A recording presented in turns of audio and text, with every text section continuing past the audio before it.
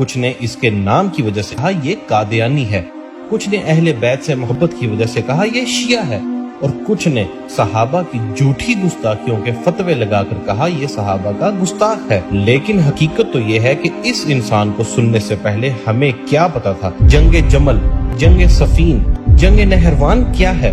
ہمیں کیا پتا تھا مولا علی صرف شیعوں کے مولا نہیں بلکہ پوری امت کے مولا ہیں؟ ہمیں یہ تو پتا تھا کہ حضرت عمار کے ماں باپ کا قاتل ابو جہل ہے، لیکن ہمیں کیا پتا تھا کہ حضرت عمار کا قاتل کون ہے؟ ہمیں کیسے پتا چلتا حضرت خالد بن ولید کتنے باکردار شخص تھے؟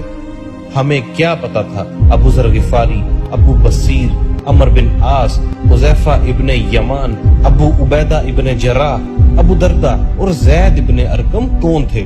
اس سے پہلے کس نے ہمیں یہ باتیں بتائی؟ اور بھائی ایک یوٹیوب پہ بیٹھے میرے جیسے شخص کو کب پتا تھا کہ بخاری، مسلم، ابو داؤد، ترمذی، نسائی اور ابن ماجہ یہ حدیثوں کی کتابوں کے نام ہیں؟ اور بھائی ہمیں کب پتا تھا نہج البلاغہ جیسی بھی کوئی کتاب اس دنیا میں موجود ہے؟ اور آج اگر اس انسان کو سننے کے بعد ہم جیسے لوگ بھی جو نہ مدرسوں سے پڑھے، نہ کبھی جماعتوں کے ساتھ گئے، نہ کبھی کسی دینی مرکز میں گئے، پھر بھی دین کا ایسا علم رکھتے ہیں کہ ہمیں قرآن، حدیث، سیرت اور اصحاب کی زندگیوں کا کافی حد تک پتہ ہے، یہ کس نے کیا؟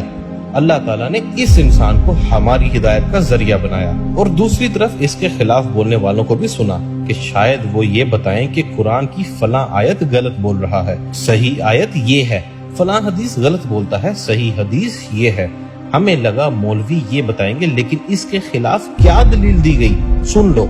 یہ قادیانیت اور رفض کا جو مکسچر ہے، یہ شخص یہ جہنم کا جہنمی، اور سن رہا ہوگا اس بھیڑیے نے وہ چیز کھینچ کے اللہ کے مقدس ولیوں پر لگانے کی کوشش کی، اس رافضی لونڈے نے وہ چیز ان ولیوں کی طرف جو ہے وہ معاذ اللہ منسوب کرنے کی کوشش کی۔ یہ صرف بند کمرے میں بیٹھ کر لمبی لمبی پھینکنے والے لوگ ہیں یہ۔ اس کے بعد بھی کم وقت اگر تو یہ کہتا ہے نا کہ مناظر جھگڑا ہوتا ہے، سمجھ تو لوگوں کو الو بنا رہا ہے بیٹھ کے۔ تو علمی کتابی نہیں ہے، تو دنیا کا سب سے بڑا فسادی ہے، جس کا کام، جس کو وقت کو بٹھایا گیا ہے صحابہ کے خلاف بھونکنے کے لیے، تیرا کام یہی ہے۔ تو وہ اہل سنت میں سے لوگوں کو خریدتے ہیں جنہوں نے لبادہ اہل سنت کا پہنا ہوا ہوتا ہے، اور حقیقت میں وہ رافضیت کے گندے نطفے ہوتے ہیں، جس کی بہت ساری مثالیں ہمارے سامنے موجود ہیں۔ اسحاق خان والا مردود اسی قسم کے انسانوں میں سے تھا، انجینئر مرزا مردود اسی قسم کے انسانوں میں سے ہے۔ رافضیت کے پیسوں پہ پلنے والا، ایران کے ٹکڑوں پہ پلنے والا یہ جانور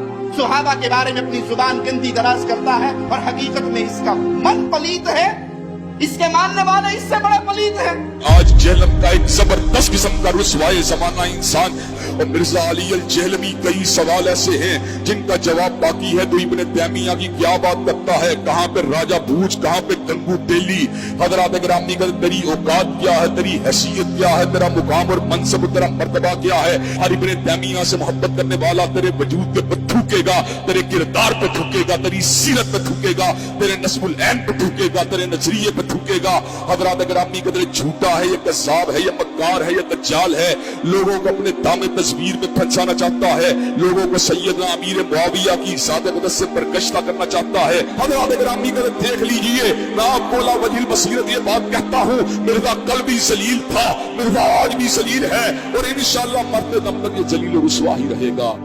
ہم شخصیت پرست نہیں ہیں، ہمیں مطلب قرآن حدیث سے ہے۔ تم قرآن حدیث پیش کرو، ہم تمہارے ساتھ